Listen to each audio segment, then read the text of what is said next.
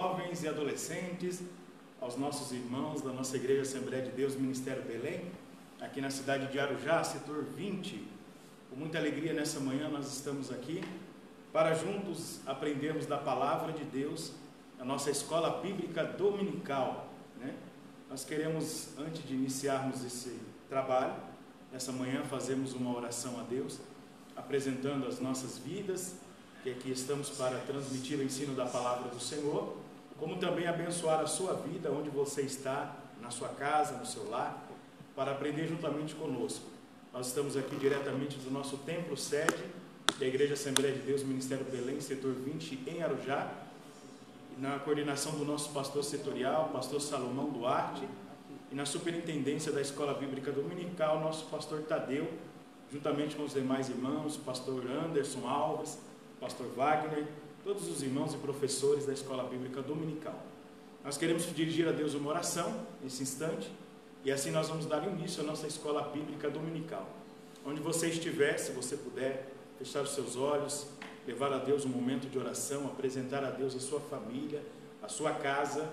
Deus de certo tem bênçãos especiais para a nossa vida nessa manhã. Querido Deus e eterno Pai, diante da Tua presença nós nos encontramos nesta manhã. Te agradecemos, ó Deus querido, por este momento, por esse instante, de estarmos aqui na Tua casa, de retornarmos à Tua presença, para falarmos do Seu amor, para aprendermos da Tua palavra e juntamente, Senhor Jesus Cristo, louvarmos a Ti. Te agradecemos, ó Deus, pela nossa vida, pela vida de cada um dos irmãos que aqui estão conosco, pela vida do nosso pastor Salomão, toda a sua família, a sua casa. Estenda as suas mãos, Senhor, de uma forma especial sobre a vida do Teu servo. Deus, te apresentamos também esse departamento da Escola Bíblica Dominical, e não somente aqui em nosso setor de Arujá, mas em todo o Senhor, setor, estado, país, onde estão aprendendo nesta manhã a Tua palavra. Meu Deus, venha guiar as nossas vidas, abençoando a minha, a pessoa do nosso irmão Eric, para que sejamos um canal de bênção, Senhor, para a vida dos jovens, irmãos, irmãs e adolescentes aqui da nossa igreja. Pai, estenda Tuas fortes mãos para conosco. Desde já nós Te louvamos e certo, Senhor da vitória, nós Te agradecemos, em nome de Jesus. Amém. Irmão Eric, saúde os jovens aí, os adolescentes, com a paz do Senhor. Paz do Senhor, meus irmãos, bom dia a todos, né? Estamos aí mais uma manhã, né? Aleluia. Aprendemos a palavra de Deus e também transmitir a vocês um pouquinho do que a gente preparou aí, né? E o interessante é que essa revista hoje, acho que pelo contexto que a gente está vivendo, né, Adriano? Ela trouxe aí um ensino integrado, né? Na qual a gente consegue aí trabalhar tanto a fase da juventude como também a adulta, até porque o momento que a gente está vivendo hoje é um momento na qual podemos assim dizer que a igreja em si teve algumas mudanças, né? Tiveram algumas alterações no quesito de liturgia de culto, né? A maneira na qual eu digo o culto aqui na igreja está sendo aplicado, enfim. E se a gente for analisar um pouquinho o contexto da revista, né? A história nos mostra que lá no passado algo semelhante aconteceu, né?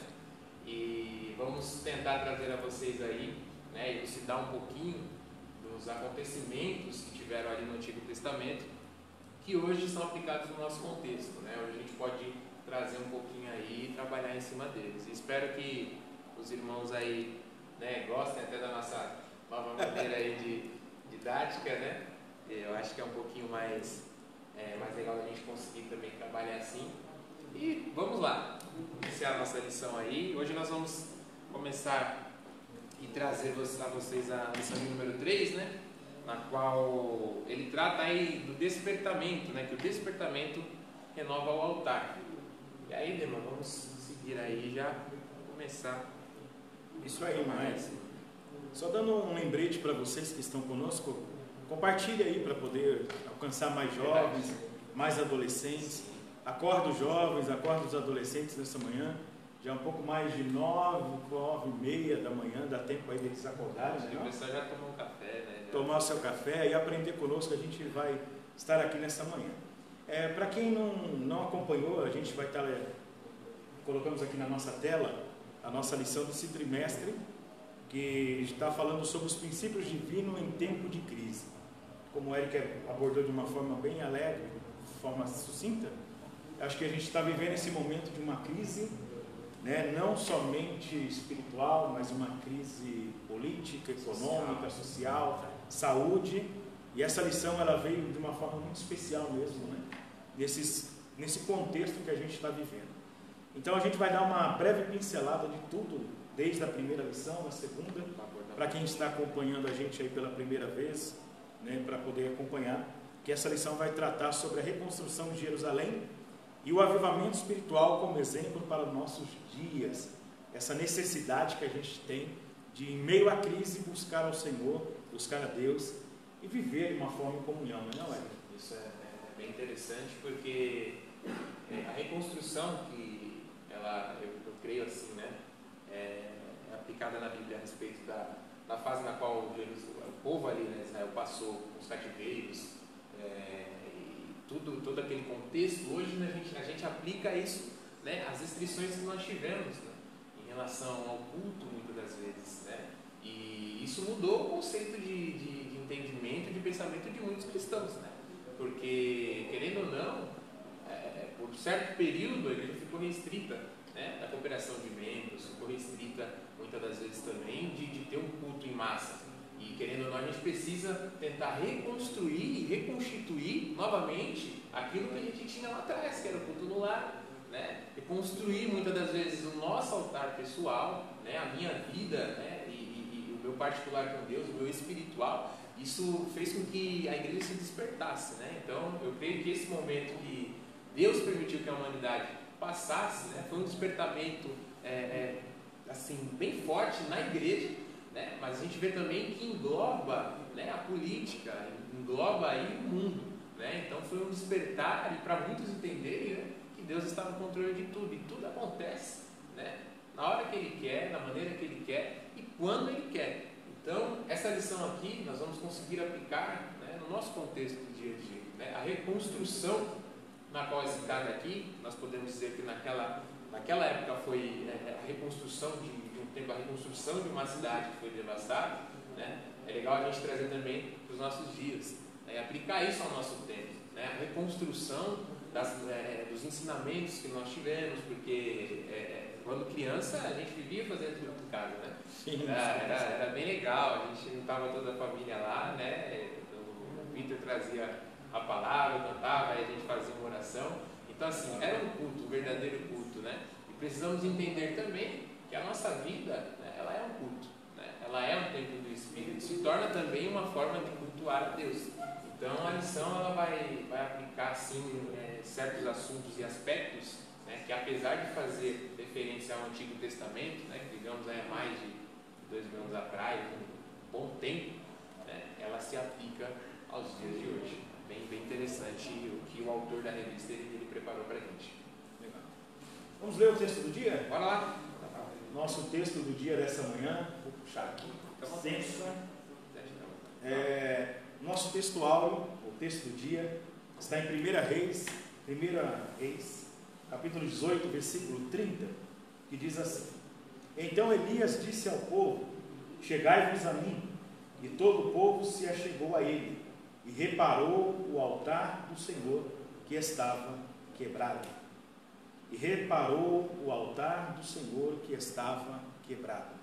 A nossa verdade prática diz assim: Satanás jamais derrotará o crente, cujo altar é constantemente renovado pelo Espírito.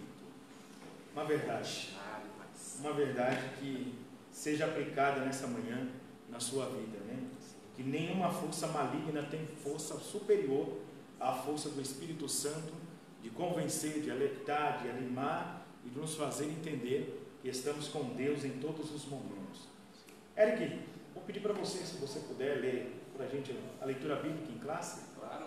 Registrada no livro de Esdras, capítulo de número 3, do versículo 2 ao 5, depois dos versículos 10 ao 13. Vamos lá. Versículo de número 2. Levantou-se Jesuá, filho de Josadaque, e seus irmãos, o sacerdote de Zorobabel, filho de Sealtiel, e os seus irmãos, e edificaram um altar do Deus de Israel para oferecerem sobre ele holocausto, como está escrito na lei de Moisés, o homem de Deus. e firmaram o altar sobre as suas bases, porque o terror estava sobre eles, por causa dos povos das terras, e ofereceram sobre ele holocausto ao Senhor, holocausto de manhã e de tarde. E celebraram a festa dos tabernáculos, como está escrito, e ofereceram o holocausto de dia em dia, por ordem, conforme o rito, cada coisa no seu dia. E depois disso, o holocausto continuou, e os das luas novas e de todas as solenidades consagradas ao Senhor, como também de qualquer que oferecia oferta voluntária ao Senhor.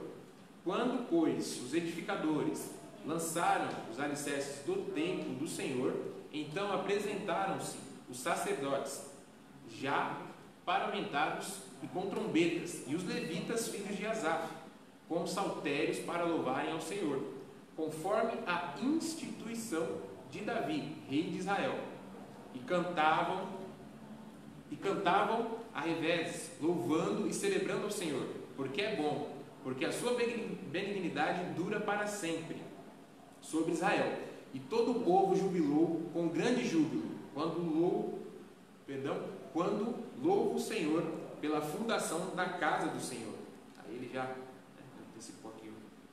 Porém, muitos dos sacerdotes e levitas e chefes dos pais, já velhos, que viram a primeira casa sobre o seu fundamento, vendo perante os seus olhos esta casa, choraram em altas vozes. Mas muitos levantaram as vozes com júbilo e com alegria, de maneira que não discernia o povo as vozes de alegria das vozes de choro do povo, porque o povo jubilava com tão grande júbilo que as vozes se ouviam de muito longe. Amém. Nossos objetivos nessa manhã, para que vocês possam estar nos acompanhando, é trazer a cada um de vocês o significado do altar e do pacto, feito no Antigo Testamento diante da pessoa do nosso Deus, principalmente a nação de Israel, buscando um reconciliamento com Deus, e a necessidade dos profetas falarem de Deus ao povo para a reconstrução do altar. E entender, principalmente, que nós possamos entender até o final desta lição, de que Cristo é o centro da nossa comunhão com Deus. Quando falamos de altar, não falamos especificamente de um púlpito, de uma área nobre da igreja, mas falamos da nossa vida de uma comunhão com Deus através da pessoa de Jesus Cristo. E também comprovar que nem todos os despertamentos de hoje têm as características mencionadas de um verdadeiro despertamento. O último tópico da nossa lição que a gente vai falar, são as coisas que estão influenciando um verdadeiro e genuíno despertamento trazido em nossos dias atuais. Sim, isso é verdade. E legal que acho que o primeiro assunto que ele traz aí sobre elucidar a questão do altar no Antigo Pacto. A gente sabe que ali no Antigo Testamento, o altar ele era um local na qual se oferecia sacrifício.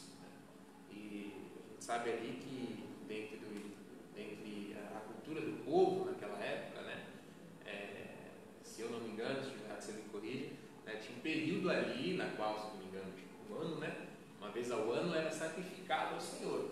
Então o povo vivia, errava, fazia lá o que quisesse, e chegava lá no período lá do sacrifício, de fazer a oferta a Deus, tudo querendo, não, pela misericórdia de Deus, era perdoado.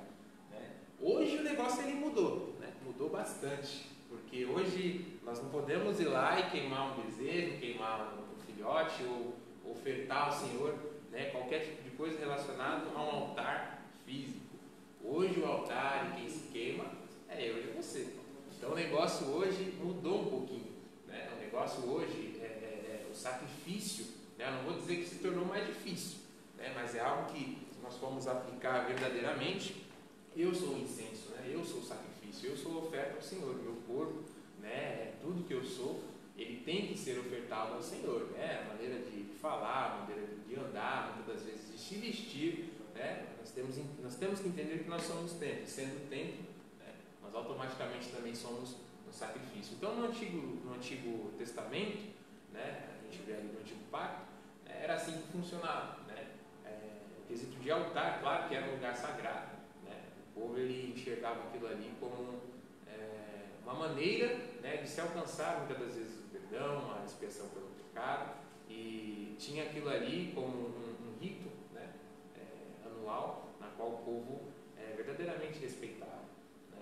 E isso é o que nós precisamos elucidar, né, e trazer. No Antigo Testamento, o altar físico, né, a parte na qual era feito o sacrifício ali, né, era um rito na qual o povo fazia ali anualmente. Legal. Tocando nisso, como você falou a respeito do pacto da antiga aliança, né, era trazida no Antigo Testamento. Vou dar uma relembrada antes da gente entrar um pouco no contexto da nossa lição, né? Vamos falar um pouquinho de história. Foi bom de história na sua época de escola? Eu gostava, viu? Gostava bastante. Eu amo história. Então vamos dar uma relembrada aí aos irmãos, aos jovens e adolescentes, a todos os irmãos que estão ligados conosco, né, nessa escola bíblica dominical. Vamos falar um pouquinho da história, né? O que entra antes, o que veio acontecer antes com o povo de Israel, para que depois Deus permitisse que o povo fosse levado para um cativeiro, né? Mas que Deus havia feito uma promessa de que por um determinado tempo seriam exilados, mas depois retornariam, se transformaria no que nós conhecemos hoje nessa nação, né? A nação de Israel. Então vamos falar um pouquinho da história? Sim, claro.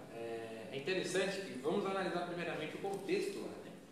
A gente vê que o povo, assim, desde o início da história, né? Primeiramente, vamos começar lá, começar pelo começo, né? A gente vê lá que Adão e Eva, né, desobedeceram, depois vem as consequências, Caim, enfim. E a gente vai trazendo um pouquinho mais para frente aí, nós vemos que chegamos ali à parte de Noé, né? Também era um contexto na qual a crise estava e o caos estava instalado, porque a humanidade não queria saber mais de Deus, né? O ser humano ali estava verdadeiramente vivendo da maneira que ele queria. E às vezes, eu vejo as pessoas, né, comentando assim: poxa, a humanidade hoje tá difícil, né? Meu Deus, como é que pode? Não sei por que Deus não veio destruir a humanidade de novo, fazer tudo novo de novo. Né? Claro que sabemos que estamos debaixo de uma promessa, né? E também que tudo há de se cumprir, né? Mas se a gente for pensar, né, e analisar assim, fazer um comparativo, né, e tentar entender mais ou menos como que a humanidade viveu naquela época para que Deus chegasse ao ponto de se arrepender de ter criado o homem, né, eu acho que não está chegando nem perto ainda do que a gente vive hoje, né? Assim, a gente sabe que Deus ele está no passado, presente e futuro, né? Então assim, Deus, eu creio que a sua infinita misericórdia, Ele sabe, né? E nós precisamos entender isso. Eu, assim, enxergando isso comigo mesmo, né? Imagino que não está nem próximo do que era vivido, né? Nós temos ali os relatos, né, quando Ló chegou em Sodoma e Gomorra ali, né? Os anjos, quando os anjos entraram ali, assim, era uma realidade que o povo veio vivendo, né? Veio ali desencadeando, né? Até chegar ao ponto que eu acho que Deus falou: não, peraí, agora vocês precisam, né, ter um ajuste, né? Vocês precisam aí ser ajustados. E aí nós vemos que em Jeremias, ali no seu capítulo 25, né, tem a predição do cativeiro, né? E precisamos entender também, destacar nesse ponto, que mesmo antes de Deus, né, aplicar qualquer tipo de correção, Ele sempre avisa, né? Eu acho que isso é interessante, que é como um pai, né? Muitas das vezes o filho está lá, né? Ó, filho, não quero que você faça isso. Aí o filho vai lá e faz. Aí o pai falou a segunda vez. Né? Meu pai fazia muito isso, né? Minha mãe também, ó. Vou falar pela terceira. E até a terceira. Dizer, ó, eu sabia que ali era o limite, né? Ó, vou falar a terceira vez. Na terceira a gente, né, segurava. E a gente vê que Deus, através dos profetas, né? A palavra de Deus aqui é muito clara nisso. Que aí no capítulo 25, né, ele vai nos trazer isso daqui. O versículo 1, olha o que ele vai dizer, né? A palavra que veio a Jeremias acerca de todo o povo de Judá no 4º ano de Jeoiaquim, filho de Josias, rei de Judá, que é o 1º ano de Nabucodonosor, rei da Babilônia, o qual anunciou o profeta Jeremias a todo o povo de Judá e a todos os habitantes de Jerusalém, dizendo: desde o ano 13 de Josias, filho de Amon, rei de Judá, até os dias de hoje, período, olha só o período, hein? Período de 23 anos, tem vindo a mim a palavra do Senhor, e vou-la tenho anunciado, madrugando e falando, mas vós não escutaste. Também vos enviou o Senhor todos os seus servos, os profetas, madrugando e enviando-os, mas vós não escutastes, nem inclinastes os vossos ouvidos para ouvir. Então nós vemos que Deus, a todo instante, através ali dos profetas e dos seus servos, ele estava ali, né, trazendo a palavra, trazendo a predição, informando ao povo, ó, vamos acertar, né, vamos aí regular o que está desregulado, né? E aí, aqui nós vemos que o período que ele ficou, pastor Dema, 23 anos, é a minha idade quase aí. Só Jeremias, né? Só Jeremias. Se a gente trouxer um todo isso é verdade, né? A minha idade aí, eu estou com 22 anos. Então pensa você, 23 anos, né? Aí no período mais ou menos que a gente entende aqui, você está ali, né? Sempre retificando o povo, né? Falando, pessoal, né? Vamos acertar. Então eu acho que chegou um momento aqui na qual Deus disse, né? Basta, chega. Então Jesus ali, ele começou a aplicar, né, a correção. E vemos que o povo passou ali, o povo de Israel, né, por diversos cativeiros. Né? Nós vemos que foram alguns aí. E esse daqui na qual nós estamos trazendo, né, foi um que eu acho que um dos mais enfáticos, né? Porque aqui uma dos pontos chaves na qual Deus, ele vai dizer aqui, né? Aqui no versículo 5, né? Quando diziam, convertei-vos agora, cada um do seu mau caminho e da maldade das suas ações, e habitarei na terra que o Senhor vos deu e a vossos pais, né? E não andeis após outros deuses. Então a gente vê aí que chegou um ponto ali, um período, na qual o povo resgatou o ato que foi cometido no Egito, né? O bezerro de ouro. Então assim, nós vemos que todo povo, né, ele tem sim as suas influências boas e ruins, né? E o povo nesse momento aqui, eu creio que alguma parte, não todos, né, resgatou ali algo que foi aplicado no princípio, né? Quando o povo foi ali, subiu a terra do Egito, e no momento na qual eles se viram sem o seu líder, né, se viram sem a presença de alguém que era instruído, né, e seguia ali o que Deus mandava e passava, né, a ele muitas das vezes, o povo se desesperou, né? O povo ficou atônito, ficou com medo, ficou com receio, falou, poxa, acho que Deus nos abandonou, né? Moisés já está lá, poxa, 40 dias já, 40 noites lá, olha só como é que está aquele monte, está com nuvem, tá, o negócio lá está tenebroso, vamos fazer um Deus aqui para a gente adorar. Então nesse momento na qual nós estamos vivendo aqui também, né, a aplicação que a gente pode trazer com isso, Débora, é que muitas das vezes muitos crentes, né, muitos irmãos, deixaram de vir cultuar no templo, porque nós temos crentes, né, que só cultuam dentro do templo físico. Templo físico. Igreja, né? Chama de igreja. Né? Isso é verdade. Não entende que ele em si é o templo, que ele é a igreja. Né? Então, muitas pessoas, eu creio que tiveram em si não um choque, né, mas assim, sendo bem franco, né, poxa, não estou sentindo falta de ir para a igreja. Casa mesmo, para quê? Não, eu vou lá no templo lá, não, eu estou tranquilo. Isso foi o quê? Né? O seu interior, né? Nós sabemos que a Bíblia, ela nos fala isso, que o homem vai praticar aquilo que está dentro de si, né? Sabemos que muitas das vezes, né, tem a tentação, mas aquilo já vem dentro da pessoa, né? E quando ela eu creio, né, que se sentiu, poxa, né, não, vou me estagnar aqui, é porque faltou o entendimento e reconhecimento de que ela é o templo, né? De que ela verdadeiramente, né, é ali um local na qual Deus habita, entender que ela própria, né, a própria pessoa em si é a igreja. Né? Então tem muitos cristãos que passaram por isso e que estão passando por isso. Né? É uma crise aí, né, que está aplicada à sua vida espiritual, né, ao seu particular com Deus. Né? E eu creio sim que Deus retificou, avisou a pessoa, né, meu filho, né, poxa, eu quero que você desça mais, meu filho, eu quero mais intimidade contigo, meu filho, olha um pouquinho mais, né? Acorda de madrugada, vamos buscar. Eu creio que Deus avisou, né? Muitas das vezes, né, nós entendemos que o aviso de Deus pode vir assim, poxa, diretamente. Não, mas a gente vê que aqui Deus usou um profeta para falar com todo o povo. Né? Então o profeta que nós temos, né, hoje, não são as palavras, né, os pregadores, a vida do pastor, né, que Deus usa no púlpito para transmitir a palavra. Então, assim, Deus ele vai sempre avisar. Né? Se ele quer conserto, ele vai pedir conserto. Né? Se ele quer mais intimidade com os seus filhos, ele vai pedir mais intimidade. Então, assim, vemos que Deus é um pai de amor. Né? E nossa geração hoje, né, uma juventude, ela só olha esse lado, né? Deus é amor, Deus é amor, Deus é amor. Se a gente for analisar canções, se a gente for analisar, né, tudo que hoje em si é pregado, é só amor. Mas Deus também, é comprovado isso na Bíblia, é justiça. Né?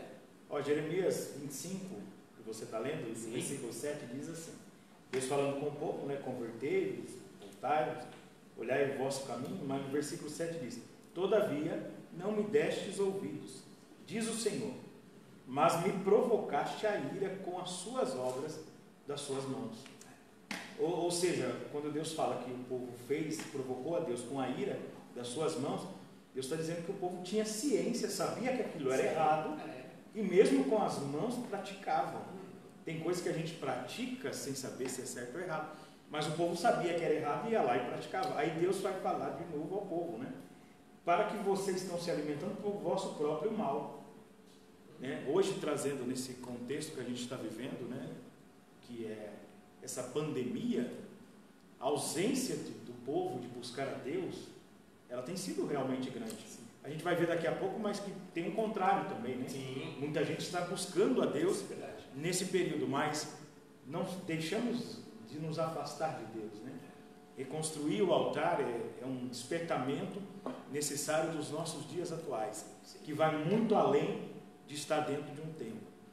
Como o pastor Salomão ele sempre fala nas suas mensagens, é uma verdade. A gente não sabe se vai ser daqui 2 meses, 1 mês, até o final do ano, se a igreja vai poder voltar na sua normalidade, né, de ver o templo cheio. Mas isso não nos impede de adorar a Deus. É que tem gente que é movida nesse aspecto, ao movimento, mover. Nós não, nós estamos sendo movidos de buscar a presença de Deus, né? De fazer cada dia um culto no seu lar, na sua casa, estando aqui na nossa vida pessoal. Né? Isso é bem legal, bem bacana de se aplicar mesmo. E eu entendo também, né, Dema, que o povo ali, verdadeiramente, né, chegou a um ponto ali que Deus, né, eu acho que falou, não, vamos nos corrigir. E aqui no versículo 11, né, ele vai dizer aqui, né, a respeito e acerca do que viria a acontecer, né? E toda esta terra virá a ser um deserto, um espanto, e estas nações servirão ao rei da Babilônia 70 anos, né? Que é a respeito da predição do período que eles iriam passar, né, de cativeiro, né? Foi algo ali que verdadeiramente ficou. E aí nós vemos que você até pontuou ontem, né, a respeito da leva, né, na qual Nabucodonosor ele foi levando o povo ali no cativeiro. Né? Legal, vamos falar sobre isso então. A gente já entra praticamente na lição de domingo passado, que o pastor Anderson ministrou. A gente estava tendo o culto das ceias, mas o pastor Anderson, né, teve uma ministração e ele falou um pouco sobre Daniel, e a gente vai entrar só para dar uma pincelada. Sim. Né? Houve algumas levas que foram quando Deus permite.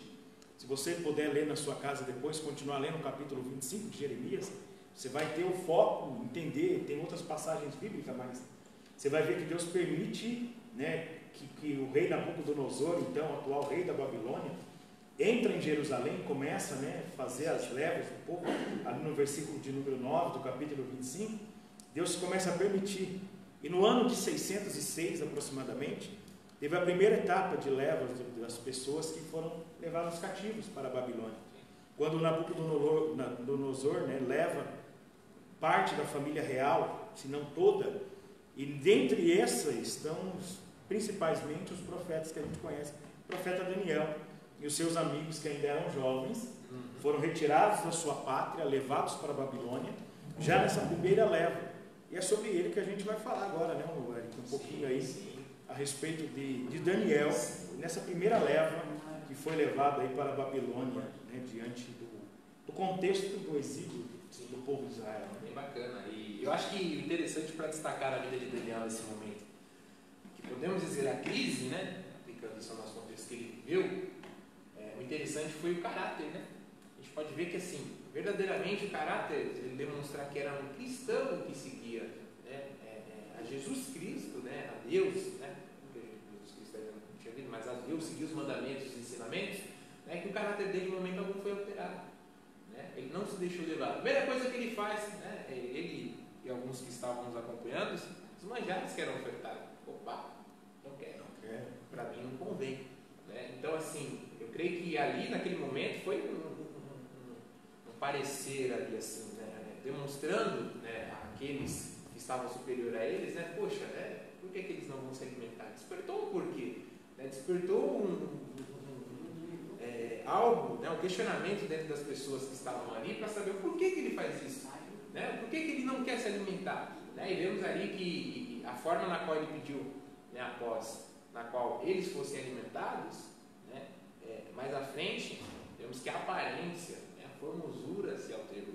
Eu creio que isso foi um intermédio da parte de Deus. Então, muitas das vezes, o cristão, né, não só em meio à crise, né, em meio à sua vida social, em meio à sua vida profissional, não pode deixar, né, é o correto, né?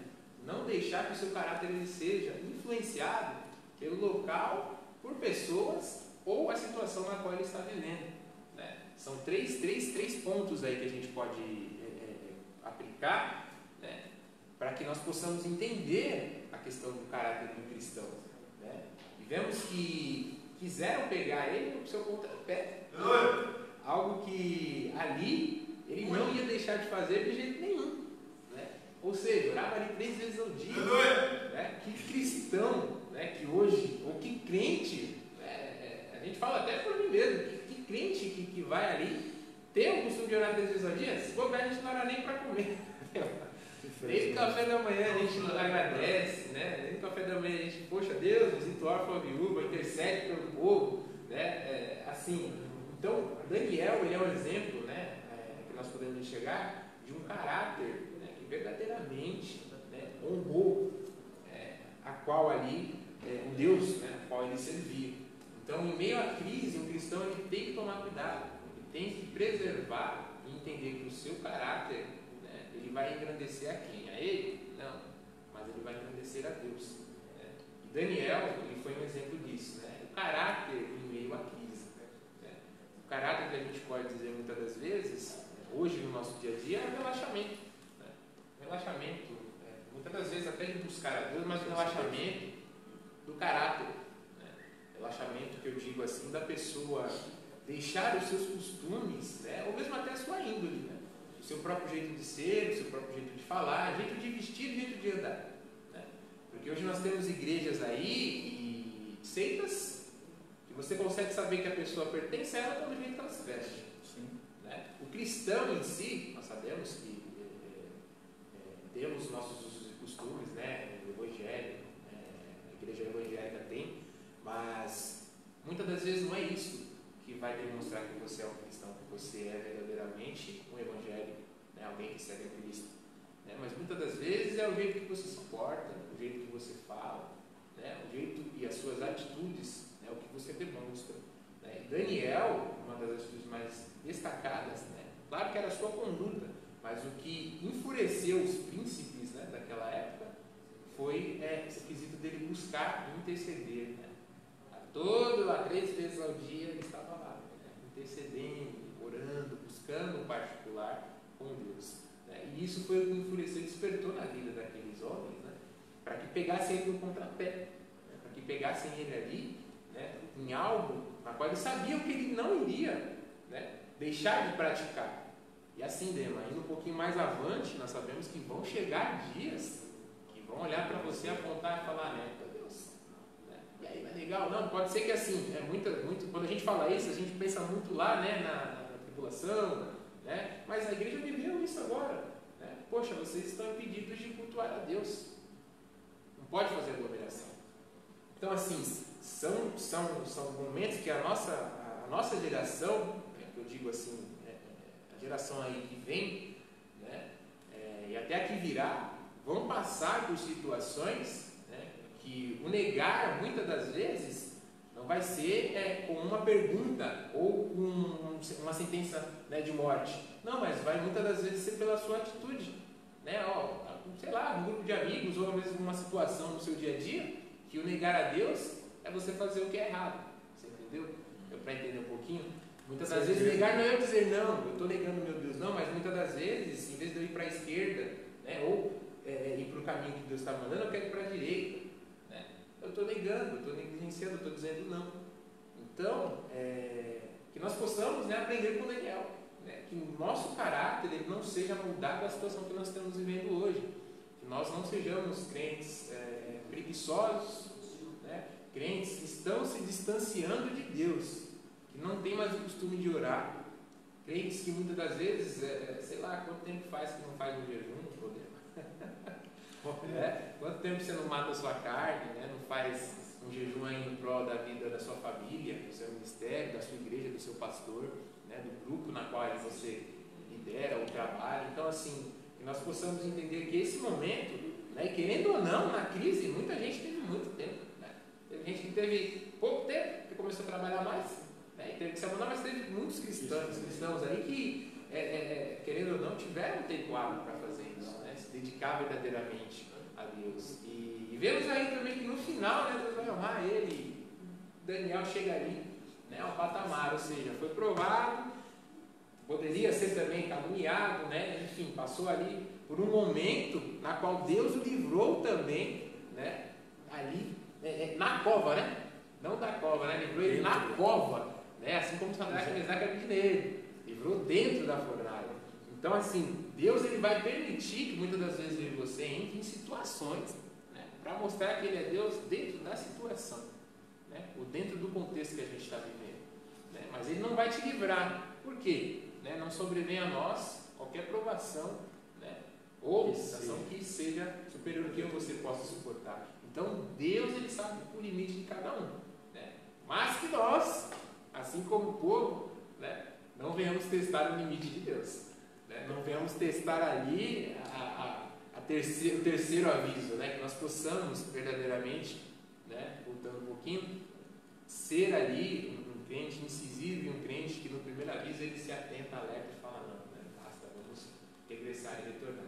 Então Daniel é um exemplo bem bacana e bem aplicado ao caráter, né? A maneira na qual ele viveu ali, né, que não deixou que o seu caráter fosse abalado. Né? É isso aí. Interessante que é o ponto de vista que a gente, quando você fala de Daniel, a gente lembra, né, toda a história, porque Daniel ele faz parte de uma linhagem real.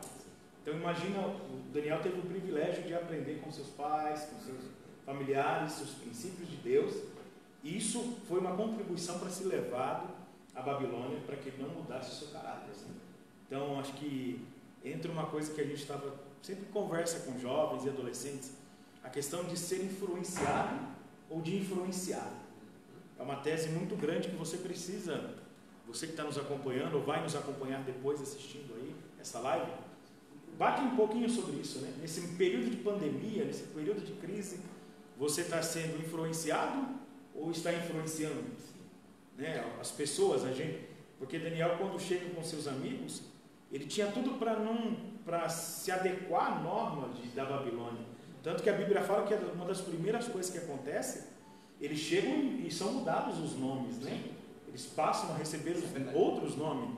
Daniel, Ananias, Misael e Azarias, né? Passam a receber os nomes babilônicos, de deuses babilônicos, para que levasse eles e dissessem, esqueça a história de vocês que agora é um novo tempo, uma nova história, esqueça o passado. E tem gente fazendo isso, né?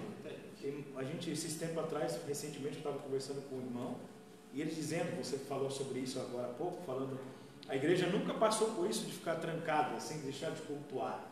Mas por outro lado, eu disse para ele, mas também por outro lado, a igreja também nunca alcançou tantas casas como tem alcançado hoje. Aquilo que você falou no começo da nossa aula, a gente foi perdendo aquele hábito de cultuar em casa, do culto da família, do momento com Deus, o momento a sós. A vida nossa virou uma rotina de trabalho. Eu até brinquei ontem com o Hector, ontem eu estou dormindo, cheguei a dormir quase 14 horas, tão cansado que estava.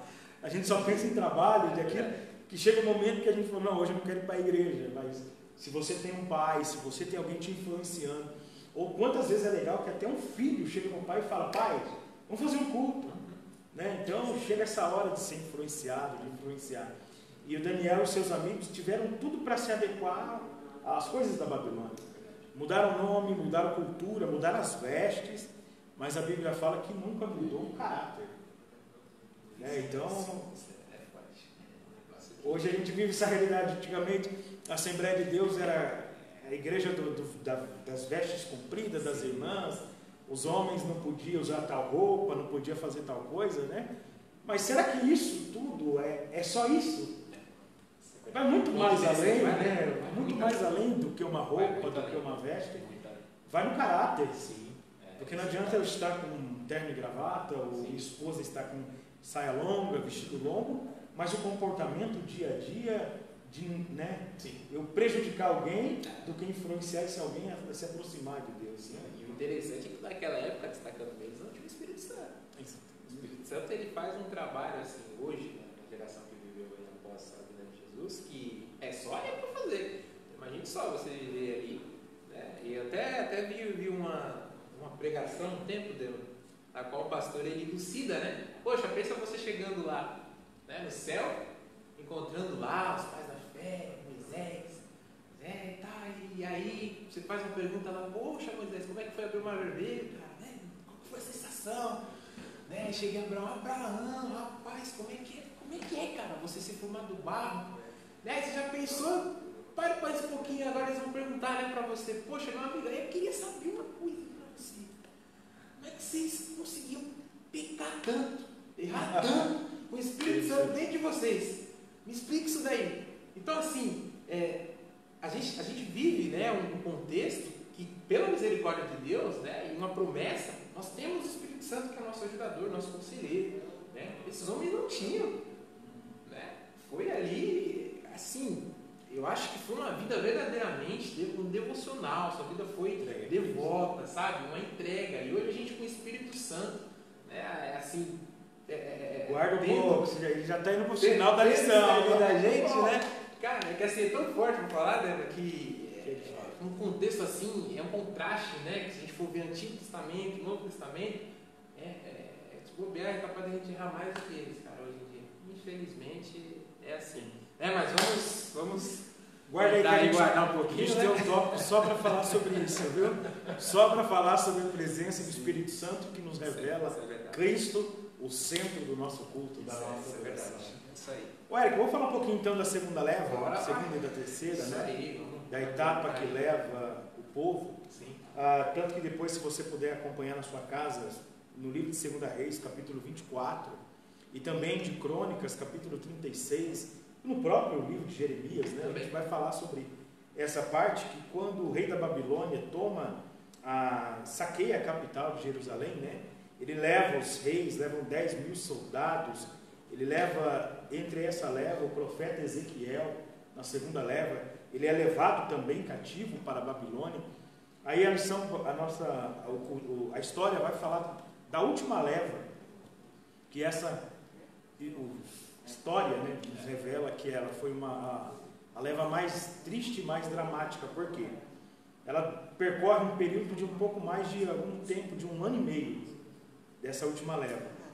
Aí o povo vem para saquear Zedequias, né, leva a presença de Nabucodonosor, e a Bíblia fala que Nabucodonosor agora começa a fazer essas atrocidades, começa a matar os povos, matar as pessoas, e 15.000 pessoas são levadas cativas nessa última leva, agora para a Babilônia. E não bastasse isso, aí Nabucodonosor dá o fim, o que é chamado fim, né? Ele incendeia a cidade, ele leva os mais melhores, as mulheres, e ele fala, a Bíblia fala que Nabucodonosor deixa os pobres. Pobre não. Até hoje, né? Isso não vai me adiantar de nada, é uma realidade hoje, né? Então, só fica em Judá, né, um pouco dos pobres da nação, mas os melhores, os maiores, são levados para a Babilônia. Os mais importantes são levados ali para a Babilônia para se tornarem escravos, né? E num período do exílio, onde eles começam agora a estabelecerem algumas colônias e trabalhar para os ricos daquela terra, né? E trabalhando ali na lavoura, nas construções dadas por Nabucodonosor. E nesse período, mas aí a gente volta a frisar, que aí a gente vai falar agora um pouquinho, né, sobre a pessoa de Neemias, o contexto dessa história, porque mesmo o povo estando ali, Deus havia falado, né, como você leu no começo da lição, o período do cativeiro vai ser 70 anos. Sim. Eu imagino para quem deu ouvido que Jeremias falou, que os profetas falaram, eu imagino o coração deles ardendo, né? A gente pode morrer aqui, mas se eu tiver filho aqui, ele vai contemplar a promessa de Deus, que vai terminar, vai ter chegando aos 60 anos, falta 10 anos para o cumprimento da palavra, 65, falta 5 anos, né? 69, falta 1 ano. Aí a Bíblia diz que, terminados 70 anos, Deus levanta, né, Ciro, que é da Pérsia, governador da Pérsia, para entrar em Babilônia, conquistar, sitiá-la, e ali Deus permite, através da pessoa de Ciro, que haja a libertação desse povo. Deus permite com que o povo vai voltando de novo, né, retorne para Jerusalém, para sua casa, para sua pátria. A gente vê o cumprimento da promessa de Deus nesse período. Então, a primeira volta do povo se dá provavelmente no ano de 536 a.C., né? Sob o comando então de Zorobabel, que ele volta, ele traz a primeira leva, mais de 40 mil homens e mulheres retornam. Depois tem uma segunda volta do povo de novo, já sobre a coordenação de Esdras ali, pelo ano de 457. E depois, por último, né, aí vem sob o comando de Neemias, né, trazendo sobre o rei da Pérsia, aquele momento que Neemias tem ali de estar com Deus, nesse instante. Então a gente vai falar um pouquinho agora para vocês, o horário já está quase no limite, mais de falar de Neemias. Falamos de Daniel, não temos que falar de Neemias no tempo de crise. Isso é verdade. Alguém disposto a reconstruir. Porque a gente está falando aqui para vocês sobre escola bíblica dominical, mas eu acho que a gente precisa trazer isso no contexto da nossa vida cristã.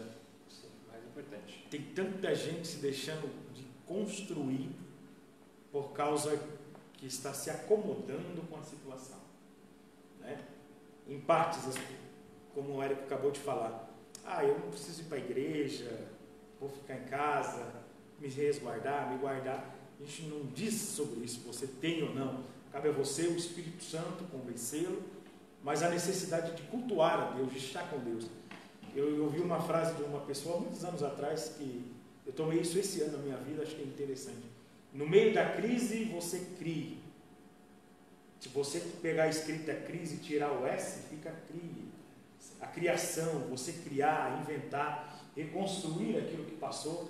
Porque tem gente que olha e diz assim, não dá, né?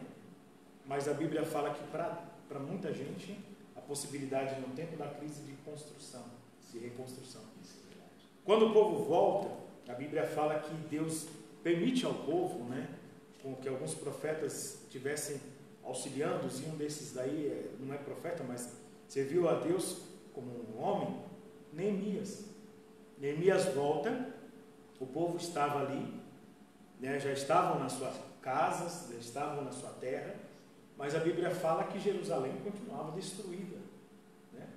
Aí Deus usa Neemias lá no palácio, onde Neemias está, servindo ao rei, tranquilo, não precisava se preocupar com nada. Deus, através do Espírito Santo, que creio eu, que está trabalhando na vida de Neemias, para se preocupar com a cidade, não é nem com o povo, é com a cidade, né? Ele fala dos sepulcros dos pais que estão ali, volta no passado, né? E Deus toma Neemias, o rei dá carta branca para Neemias. Neemias chega e vê Jerusalém naquela situação. Aí a Bíblia diz que Deus usa Neemias para reconstruir as muralhas, né? Se a gente fosse ficar falando aqui, a gente ia estender até meio-dia do caráter não, do que é muralha na nossa vida cristã, né? Mas cabe salientar a necessidade da gente começar a reconstruir, não por dentro, começa pelas muralhas, né?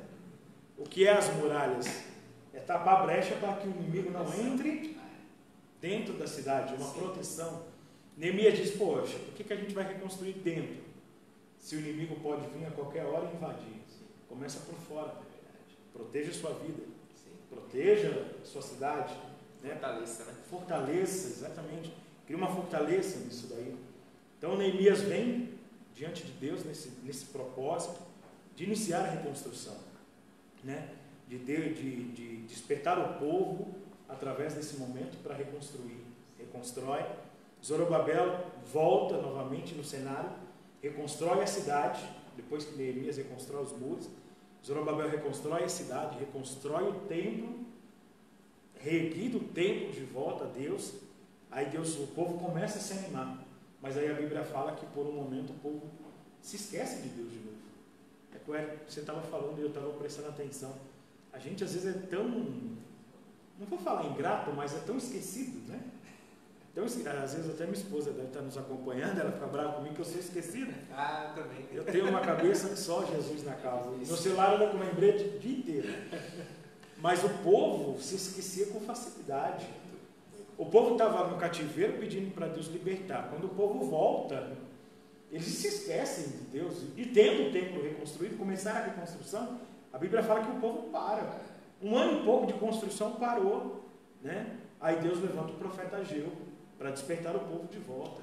Olha, nação, vamos olhar para a casa de Deus, vamos voltar a reconstruir, vamos voltar, né? Lá no livro de Ageu, Deus vai falar isso através do profeta. Vocês estão preocupados mais com a casa de vocês do que com a casa de Deus?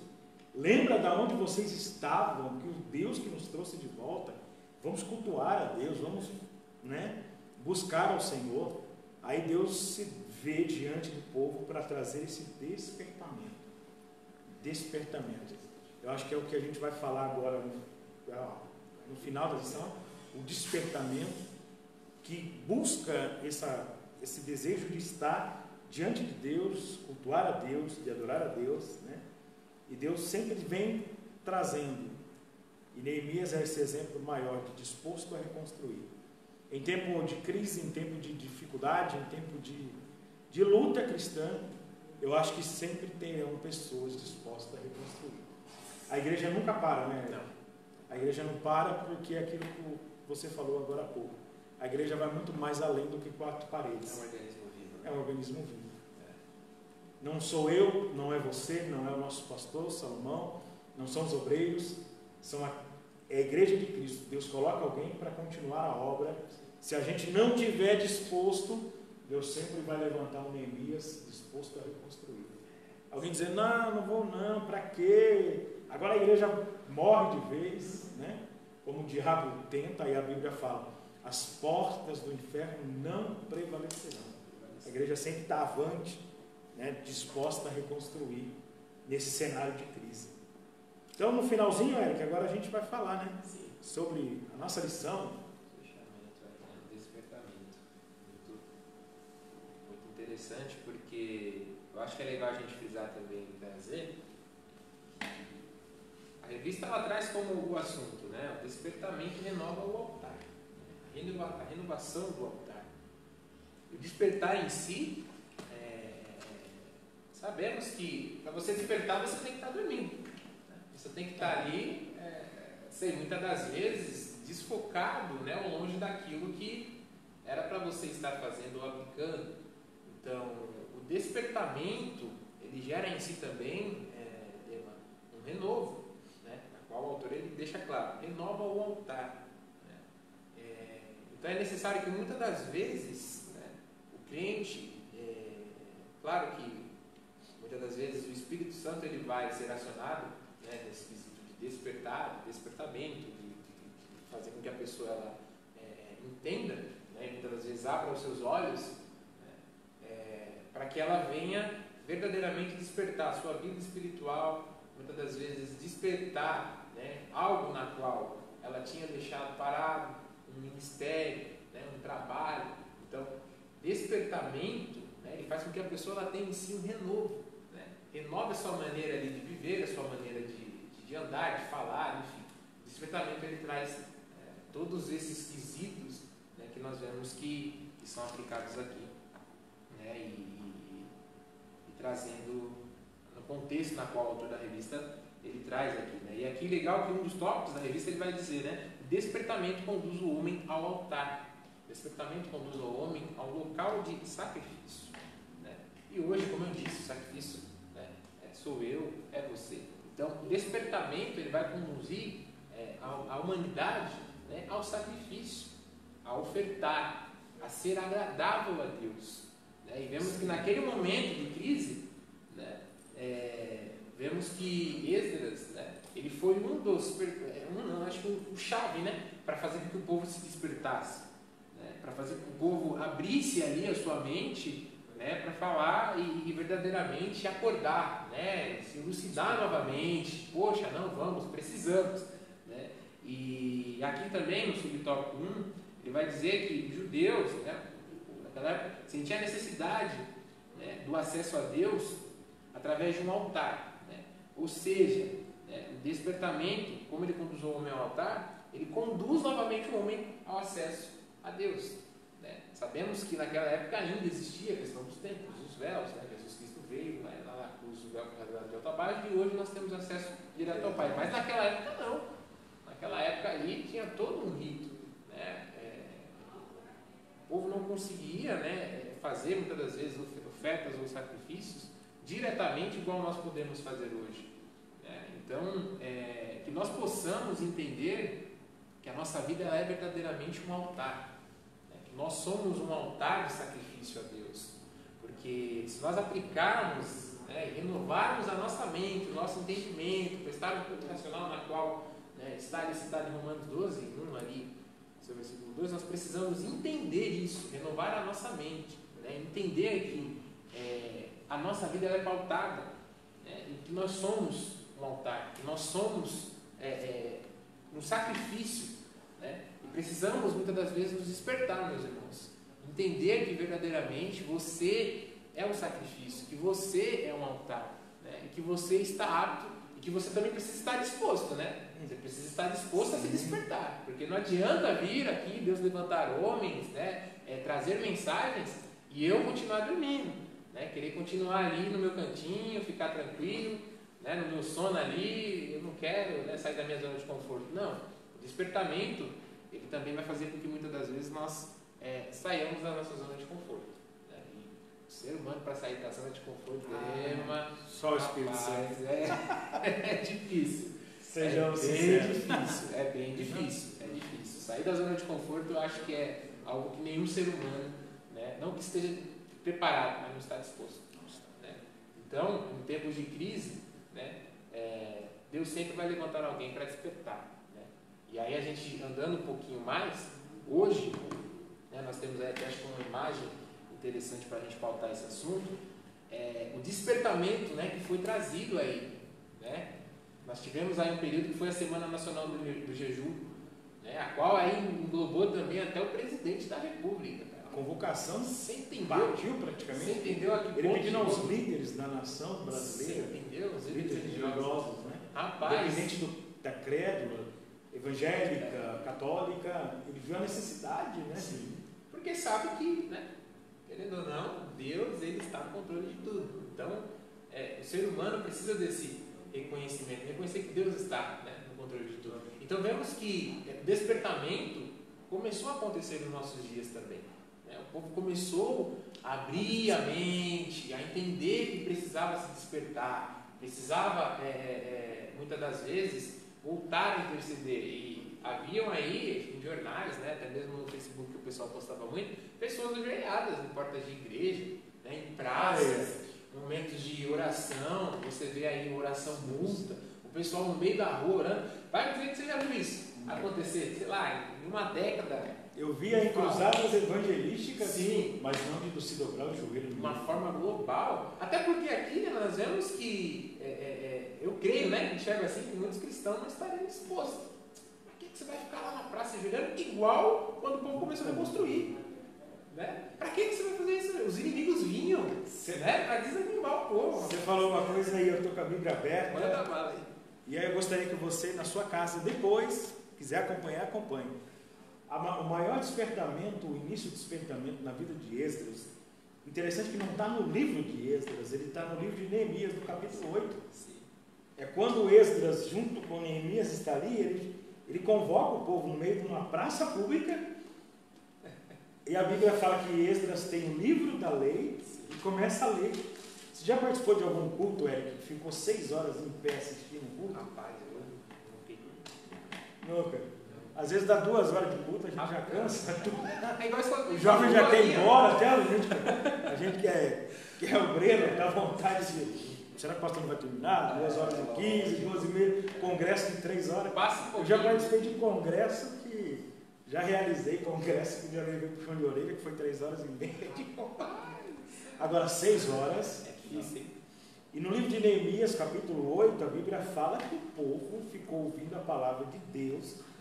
Olha, versículo 3, diz assim: e leu o livro diante da praça, que estava de frente da porta das águas, desde a alva até o meio-dia. O historiador diz que é desde as 6 da manhã, do amanhecer do dia, até o meio-dia. O povo ficou em pé quando Esdras pegou o livro para ouvir a lei de Deus.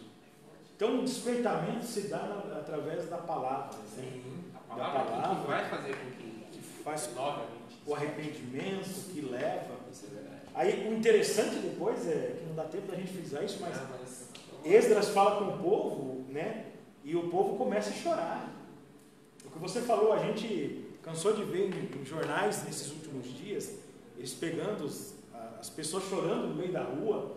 Eu conheço um rapaz que não é evangélico, ele disse que estava passando na Celso Garcia, um dia desse que estava tendo esse propósito. Ele falou que ele precisou parar, porque a comoção foi tão grande, não sendo crente. Ele parou para poder ver, e da forma dele ali, não se ajoelhou, mas ele falou com Deus, pedindo proteção para o seu trabalho, para a sua família. Então, houve uma comoção. Aí a Bíblia diz que no meio do povo também, né? O povo foi chorando, no versículo 9, o povo aprendendo. Esdras se levanta e diz assim para o povo: ó, olha, esse dia é consagrado ao Senhor, vosso Deus, pelo que vocês não pranteeis, parem de chorar, porque todo o povo chorava ouvindo as palavras da lei. Tem uma versão que eu acho legal na Bíblia, uma Bíblia, que diz que o povo chorava tão alto, que os historiadores dizem que as pessoas paravam para ver o povo chorando, por causa que Esdras estava lendo e ensinando a palavra de Deus. Aí diz assim no versículo 10: disse-lhe mais, agora, ide comei carnes gordas, tomai bebidas doces, enviais porções aos que não têm nada preparado para si. Porque esse dia é consagrado ao Senhor, portanto não vos entristeçais, porque a alegria do Senhor é a vossa força. Versículo 11, os levitas fizeram calar o povo, dizendo: calai-vos, não estão ouvindo o profeta? Esse dia é santo, não estejais inconstritados. Então todo o povo se foi a comer, a beber, a enviar porções e a regozijar-se grandemente, porque tinham entendido a palavra de que foi explicada. Né? Eu acho que isso é muito interessante, que a gente, nesse período de crise, a gente consegue ver as pessoas que são e as pessoas também não são. A desigualdade social ela é grande, mas tem gente que não tem quase nada, consegue abençoar o próximo com o pouco que tem. E é o que Esdras fala: vocês ouviram a lei, agora praticam. Vai para casa, reúna com a sua família, comam, se alimentam, mas repartam com quem não tem.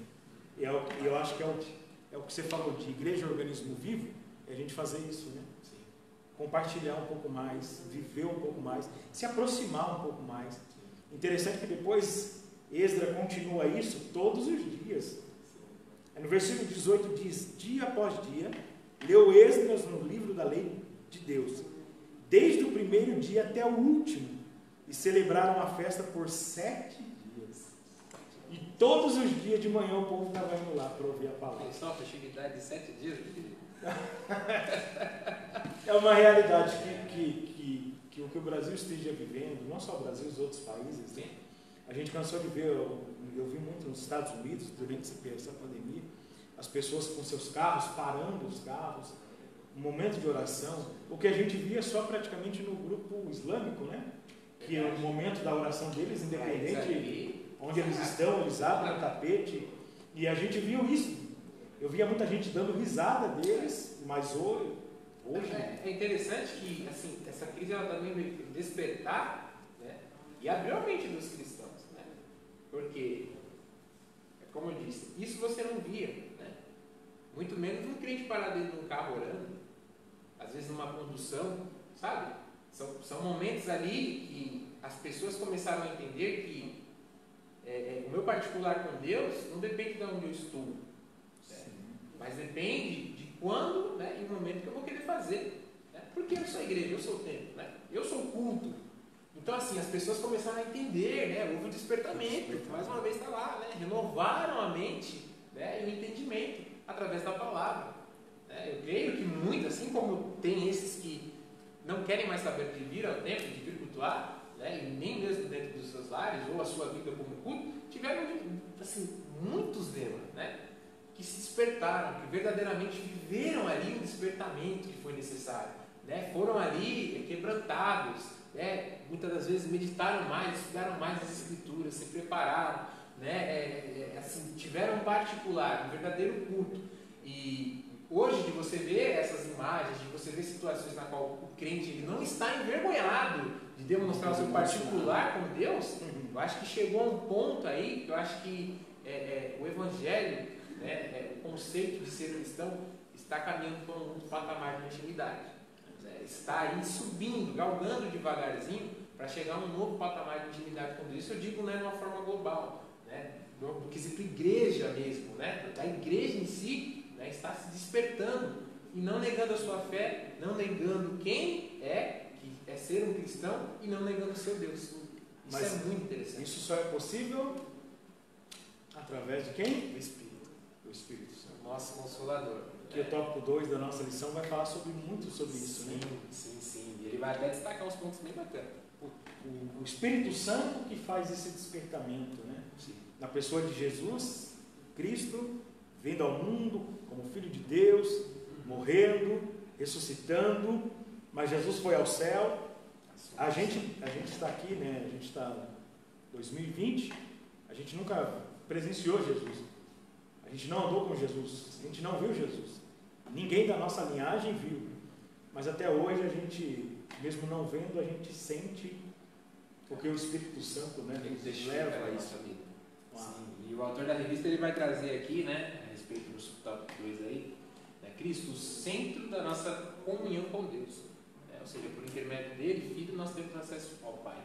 E claro que acesso a ele é através do Espírito Santo. E aqui o autor ele vai nos trazer aqui alguns pontos na qual o Espírito Santo ele tem atuação. Né? O tópico aqui que o Espírito Santo revela. Né? Eu acho que é interessante. Né? E quando a gente fala em revelação, a gente pensa que, mais uma vez, é voltado aos profetas. Né? Mas dentro de mim ele vai revelar, né, o que eu estou fazendo de errado, o que ele quer que eu mude. Né? Filho, não faz. O Espírito Santo ele vai acender a luzinha, né? Ele vai piscar, não faça isso. Então o Espírito Santo revela, ele mostra. E o interessante também de a gente destacar é que no momento na qual ali os discípulos, né, estavam ali no contexto, né, dos evangelhos, não vou lembrar o capítulo ao certo, mas quando alguns começam a indagar, né, poxa, Jesus está dizendo que você é Elias, Jesus está dizendo que você é os profetas. Mateus 16, isso. Estão dizendo ali que você é ali né, pessoal ali do Antigo Testamento e tal, mas e vocês? Quem diz que eu sou? E aí Pedro, né, Jesus vai dizer a ele, né, que não foi dele a revelação, que veio do Pai. Né? Então ali, podemos dizer que Deus não tinha dado assim, o comando para o Espírito Santo descer, né? Mas através ali do Espírito que já, querendo ou não, habitava, né, porque pela aceitação o Espírito já habita em nós. Né? Ao aceitar Jesus Cristo, né, como único e verdadeiro Salvador, né, reconhecer que somos dependentes dele, o Espírito já faz a habitação. Né? Através do Espírito que estava em Pedro, ou seja, por intermédio do Espírito, ele testificou e reconheceu, né? Tu és o Cristo, né? Filho do Deus vivo. É muito interessante isso, porque a revelação do Espírito Santo, nós não podemos ter e entender que é só apenas a revelação que é dita pelos profetas. Né? Não, mas dentro de mim ele vai testificar, dentro de mim ele vai revelar. Né? É muito interessante isso. Tanto que, exatamente, eu só queria ler esse versículo. Sim, claro. Dentro desse contexto de Mateus 16, quando Deus fala, né? Cristo fala a Pedro, né? Eu vou edificar uma igreja que as portas do inferno não prevalecerão. Versículo 19 diz assim, ó: dar-te-eis a chave do reino dos céus. O que ligares na terra será ligado nos céus, e o que desligares na terra será desligado no céu. Ou seja, a comunhão, porque vem através do Espírito Santo. Sim. Hoje Jesus não está presente de corpo vivo conosco, né? Mas o Espírito Santo está conosco. Sim. Nós somos moradas desse Espírito Santo. O que nós ligamos aqui diante de Deus, junto com os homens, né, é ligado lá. Então, o verdadeiro despertamento vem através do Espírito Santo nos convencendo, nos alertando E essa necessidade que você tem aí na sua casa, que você tem nesses dias de provação, que seja alcançado por intermédio do Espírito Santo. Não existem palavras que mudam a nossa vida cristã através de qualquer forma humana, a não ser o Espírito Santo. Tem um pastor, um escritor que diz assim: nós podemos até convencer alguém a mudar de vida. As minhas palavras, nossas atitudes podem até convencer, mas o converter a pessoa é só o Espírito Santo. A gente convence alguém, vira o culto. A gente tem forças na palavra para convencer alguém a nos emprestar até o dinheiro, se precisar, que a gente não tem. Persuasão. Mas agora o momento de converter a pessoa, fazer a pessoa mudar de vida, aí nós não temos, mas aí vem através do Espírito Santo. Sim. Ele tem esse poder de converter, sim, de fazer a pessoa mudar de direção, de rota, de vida, acreditando na pessoa do nosso Senhor. Né? Isso é verdade. Salvador. A revelação. A revelação. Isso. E aqui também o autor ele vai pontuar aqui, já para a gente fechar: o Espírito ensina, explica e penetra. Né? E a gente vai ler ali no capítulo 1, versículo 1 de Atos dos Apóstolos, né, na qual ali, estudiosos falam que Lucas está ali fazendo o tratado do Teófilo, e ele vai dizer aqui, né: eu estou fazendo esse tratado acerca de tudo que Jesus começou não só a fazer, mas a ensinar. Então, assim, a vida do cristão, né, não pode ser só de como podemos dizer assim, de cobrança, né? Faço o que eu digo, faço o que eu mando, mas não faço o que eu faço. Você entendeu? Então, assim, Jesus, ele nos ensina isso, né? E deixa isso bem claro para ensinar, ou seja, para que eu possa, né, verdadeiramente cobrar, eu preciso fazer, eu preciso mostrar. Então, o Espírito Santo ele vai trazer isso para a minha vida e para a sua, né, de que no momento que nós reconhecemos, né, que nós temos a revelação, reconhecemos ali a pessoa de Deus por intermédio do Espírito Santo, nós precisamos dar testemunho, nós precisamos fazer e ensinar. Você entendeu? Então, assim, não que seja contraditório, mas hoje nós temos isso dentro da igreja, né? No meio evangélico, no conceito geral, né? Eu quero cobrar, mas não quero ensinar, não quero fazer. Então, assim, o Espírito Santo ele está apto a isso, né? A fazer o ensino. Então, Jesus Cristo ele nos mostra isso também, né? Eu faço e ensino, então eu posso cobrar de vocês. E isso nós precisamos entender. Se eu quero cobrar, se eu quero, né, ali fazer com que a pessoa, sei lá, vamos voltar, meus irmãos, a orar, eu preciso puxá-los. Meus irmãos, vamos fazer um jejum, vamos convocar um jejum nacional. Preciso trazer novamente. E assim, quem vai convencer e mostrar é só o Espírito Santo. Então nós precisamos dar testemunho, né? Nós precisamos mostrar que verdadeiramente estamos vivendo pelo Espírito Santo, né? Sendo guiados e conduzidos por Ele. Você falou aí, eu já quase entrei num mistério aqui no manto, porque a gente conclui a nossa lição, dá vontade de continuar, mas sim, daqui a pouco eu tenho que pôr comida. Já tem pessoal já que está preparando as mães aí, né? As irmãs já devem estar preparando o almoço. Você fala sobre isso e a nossa conclusão, que é o último tópico, vem sobre esse aspecto, né? A gente não se deixar ser levado por qualquer ensinamento, aquilo que eu estava falando, influenciar ou ser influenciado. Tem muita gente que é difícil, né, de ser influenciado, de influenciar alguém. A gente precisa viver, né? A gente estava falando sobre isso. Viver um pouco nessa contramão, né? O mundo está indo para um lado, e a igreja não, mas muitas pessoas estão indo no embalo. E às vezes eu vejo muito o pastor Salomão, nosso pastor, falar sobre isso, e sempre que ele reforça, eu acho interessante, porque a gente não tem que trazer nada de novo, não precisa. É possível você fazer algo novo, mas renovar, mas com os mesmos princípios. Sim, até porque a palavra em si, ela, digamos, é antiga, mas a todo momento que você lê é uma renovação. Sim. Agora tem gente que quer impor, que quer a igreja, por exemplo, nesse momento, agora não precisa mais culto presencial, Os cultos agora podem ser só de domingo. Tá igual a empresa, né? Fazendo rodízio, né, cara? Exato, né? O último tópico da lição fala sobre isso. Sim. O cuidado com que nós estamos vendo, assistindo, imitando, seguindo, né? A gente bate muito sobre isso. Não tem outra pessoa a ser seguida a não ser a pessoa do nosso Senhor e Salvador Jesus Cristo. O que Jesus nos ensinou é como regra, é a única verdade absoluta que a gente segue. Tem muita gente vindo com novidades, com incrementos, sim, mas a gente precisa andar nessa contramão. Sim, eu vi uma frase uma vez, Dema, que o evangelho ele é simples e prático. Ele não tem nada de difícil. Quem dificulta é eu e você, o ser humano. Então nós precisamos realmente viver isso. A conversão. Você entendeu? Olha só que legal. Né? A partir do momento que eu me converto, eu digo isso na aceitação, o velho eu, batismo, poxa, minha conversão. Né? Me converti. É você converger, é você ser diferente.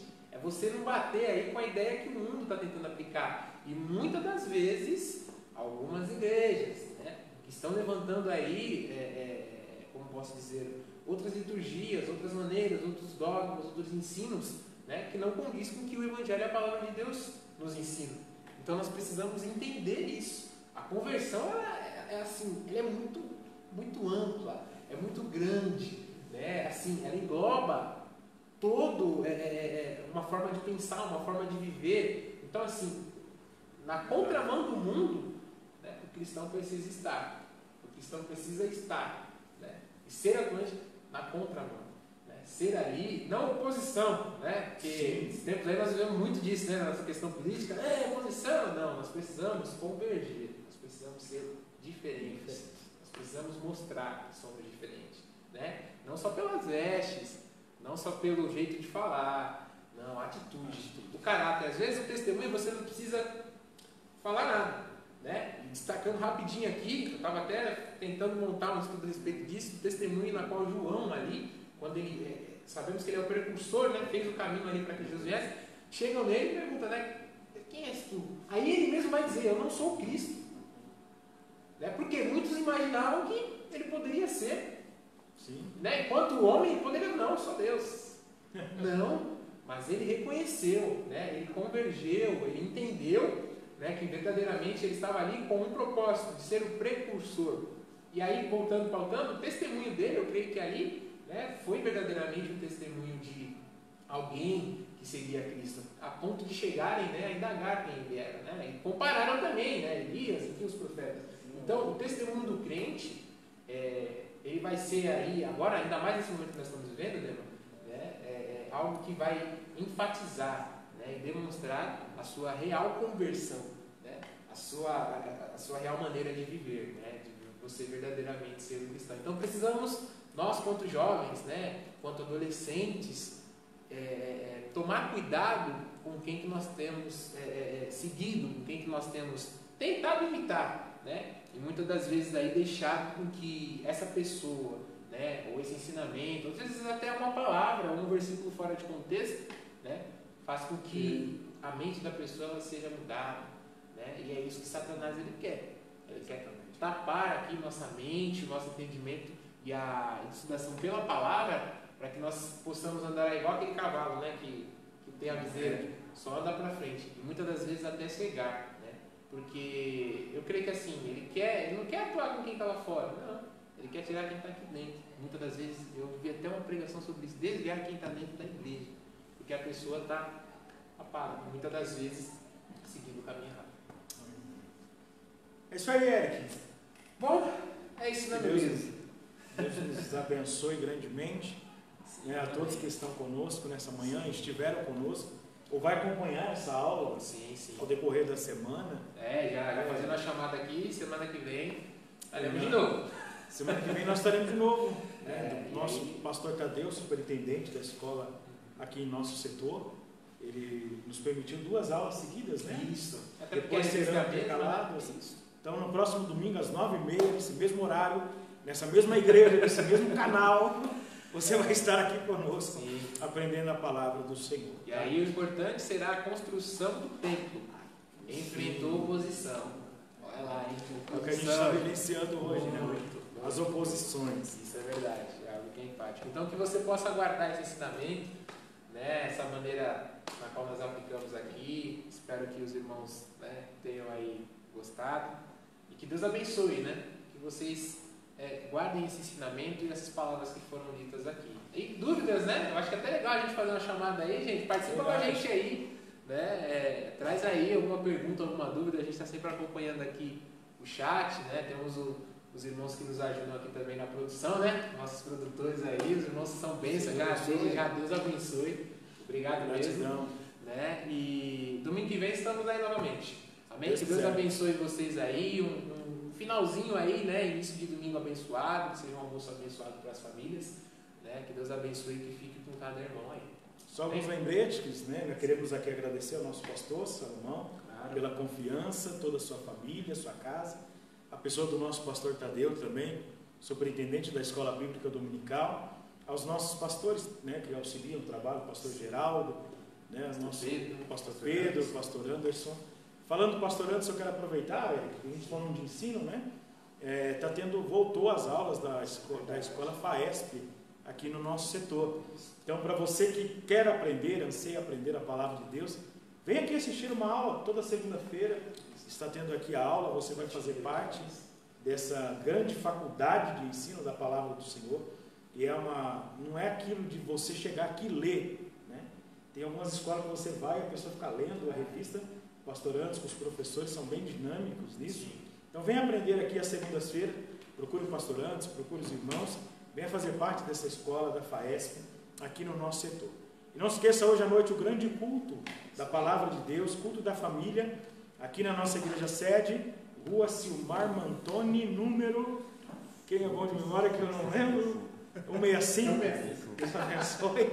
Aqui em Arujá, você é nosso convidado especial, na pessoa do nosso pastor Salomão, toda a família, convidando a você, ou qualquer uma de nossas igrejas, Assembleia de Deus Belém, aqui no setor 20, com certeza no seu bairro, existe uma igreja Assembleia de Deus do Belém aí, com as portas abertas, a partir das 18 horas, ensinando a palavra de Deus, orando e crendo, né? Não esqueçam de vir com as máscaras, a igreja está toda adequada, nós estamos aqui sem máscara, porque o Eric está bem longe, eu estou longe, mas os nossos irmãos estão aqui, nosso cameraman, o Vavá, Edivaldo, nosso irmão Rubens, diácono, nosso irmão Rubens, os nossos irmãos Kevin, o Vinícius, estão ali todos mascarados, e assim a nossa igreja também recebe você nessa noite, com máscara, álcool gel, espaçamento, para você vir adorar a Deus, receber o seu milagre, mas mantendo todas as normas de segurança pública, de saúde, né, Eric, que é o mais importante.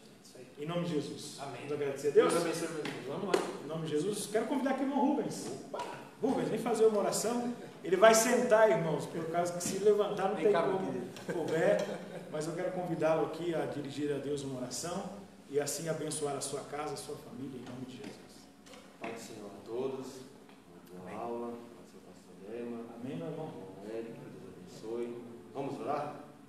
Senhor nosso Deus e nosso Querido Pai, Deus, Pai, mais uma vez, Senhor, levamos nossas vozes diante da Tua presença. Obrigado, Senhor, por esta aula maravilhosa que o Senhor tem, ó Pai, preparado aos nossos corações. Obrigado, ó Pai, pela vida do pastor, o Pai que está ministrando a aula, o irmão Hélio, Jesus querido. Abençoa cada um que está aqui nesta manhã, aqueles que acompanharam, Senhor, esta live. Ó Deus, que nós possamos, ó Pai, reconstruir os nossos altares, que nós possamos, Senhor, oferecer um culto agradável ao Teu santo nome, meu Pai. Despeça com o Pai segurança aos nossos lares, nós te pedimos e te agradecemos, em nome de Jesus. Amém. Amém. Onde você estiver, que a graça do Senhor Jesus, o grande amor de Deus, a comunhão e a consolação do Espírito Santo seja contigo e toda a sua família. Todos dizem amém.